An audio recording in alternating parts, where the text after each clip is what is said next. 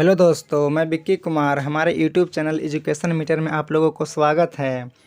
तो दोस्तों, आज हम बात करने वाले हैं भारत के महान शासक शेरशाह सूरी के बारे में। इनका जन्म 1472 ईस्वी में हुआ था और कुछ इतिहासकारों का मानना है कि इनका जन्म 1486 ईस्वी में हुआ था। इनका बचपन का नाम फरीद खां था और इनके पिता का नाम हसन खां था।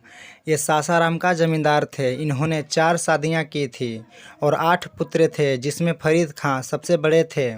इनके पिता चौथी रानी से बहुत प्रेम करते थे एवं अपने दूसरे बच्चों को ज़्यादा मानते थे। नतीजा ये था कि फरीद खां का संबंध अपने पिता से शुरू से ही अच्छा नहीं था। इनका शुरुआती जीवन बहुत कठिन परिस्थितियों में बीत रहे थे। 20 वर्ष की उम्र में ही अपने पिता से नाराज होकर जौनपुर चले जाते हैं और वहीं अपनी शिक्षा ग्रहण करते हैं। वहां से वे अरबी, फारसी आदि भाषाओं का जानकारी प्राप्त करते हैं। एक पढ़ा लिखा बुद्धिमान शासक के रूप में जाना जाते हैं शेरशाह।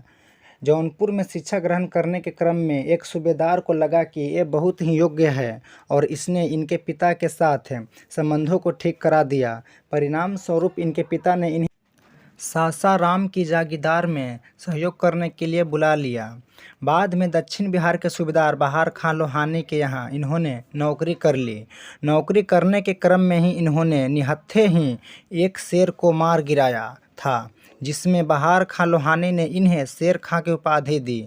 कुछ समय बाद बहार खां लोहानी के राजमंत्री उसके खिलाफ राजा को भड़काने लगते हैं, जिससे नाराज होकर शेरशाह सूरी ने नौकरी छोड़ देते हैं और मुगलों की सेना में भर्ती हो जाते हैं और वह बाबर के पूरी युद्ध कला को सीख जाते हैं। और चंदेरी के युद्ध के समय उन्होंने एक वाक्य कहा था कि अगर भाग्य ने मेरी सहायता की और सौभाग्य मेरा मित्र रहा तो मैं मुगलों को हिंदुस्तान से आसानी से बाहर निकाल दूंगा। फिर ये सारी कौशल विद्या सीखकर पुनः बहार खां लोहानी के दरबार में नौकरी कर ली और बहार खां लोहानी के पुत्र जलाल खां का संरक्षक बन गए। बहार खां लोहानी की मृत्यु के बाद उनकी विधवा पत्नी दूदू बेगम के साथ इन्होंने विवाह कर लिया। इससे वे दक्षिण बिहार के वास्तविक शासक बन गए। इसी क्रम में इन्होंने हजरत-ए-आला की उपाधि ली। 1530 में चुनार के किलेदार ताज खां की मृत्यु के बाद इन्होंने उनकी विधवा लॉर्ड मल्लिका से विवाह कर चुनार किले पर अधिकार कर लिया। इस प्रकार वह 2 किले का मालिक बन जाते हैं और 2 साम्राज्यों को चलाने लगते हैं। इसी समय तक हुमायूं 1530 में मुगल बादशाह बन जाता है और 1532 में शेर शाह ने दोहरिया युद्ध में महमूद लोदी का सहयोग किया। फिर भी हुमायूं जीत जाता है और शेर शाह आ जाते हैं चुनार के किले में, जहां पीछा करते हुए हुमायूं घेरा डाल देते हैं। परिणाम स्वरूप हुमायूं और शेर शाह के बीच एक संधि होती है, जिसमें शेर शाह अपने बेटे कुतुब खां को 5000 सिपाहियों के साथ हुमायूं की सेवा में भेज देता है और इस प्रकार उन्होंने चुनार के किले को हुमायूं से बचा लेते हैं। सूरजगढ़ के युद्ध 1534 में शेर खां ने बंगाल को पराजित किया। इस प्रकार वह बंगाल, बिहार और अवध में चुनार तक के क्षेत्र को अपने अधिकार में कर लेता है।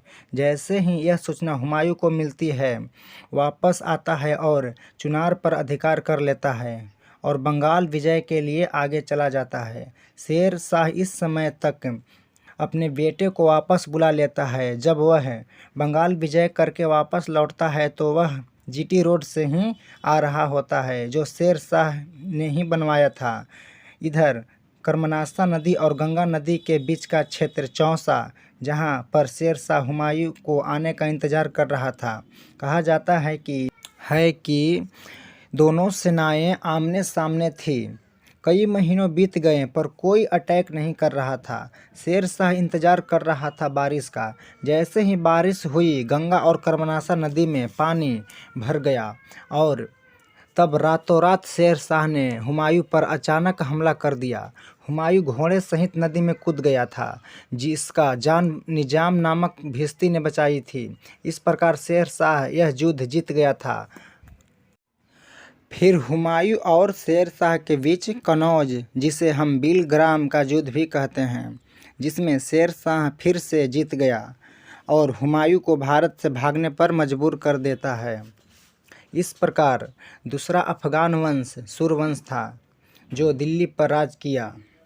उसे पता हो गया कि मुगलों को तो वह भारत से भगा दिया है, अब बारी थी राजपूत राजाओं से लड़ने की। इसी क्रम में एक रायसीन का किला 1543 ईस्वी में राजा पुरनमल को पराजित किया। इसके बाद मारवाड़ 1544 में राजा मालदेव वहाँ के शासक थे। इन्हें भी उन्होंने पराजित कर दिया था। इस युद्ध में उन्होंने राजपूतों की वीरता को देखते हुए कहे थे कि मैं मुट्ठी भर बाजरे के लिए मैं पूरा हिंदुस्तान के साम्राज्य को प्रायः खो चुका था। हालांकि वो युद्ध जीत गए थे। उनकी अंतिम लड़ाई कलिंजर का युद्ध 1545 में हुआ था। इसमें उसने आदेश दिया कि तोप और बारूद से किले के दीवारों को तोड़ दिया जाए।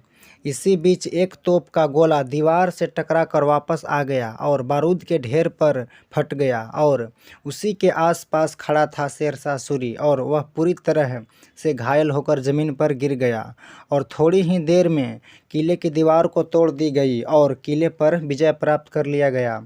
और फिर जैसे ही इसकी सूचना घायल शेरशाह सूरी को दी गई, वह सुकून के साथ मर गया। यह घटना 22 मई 1545 ईस्वी को हुई थी और इसी दिन वह मर गया था और यह मृत्यु उसके उक्का नामक आग्नेयास्त्र के कारण हुई थी। दोस्तों, अगर हमारी वीडियो अच्छी लगी हो तो चैनल को सब्सक्राइब करना ना भूलिएगा। Thank you.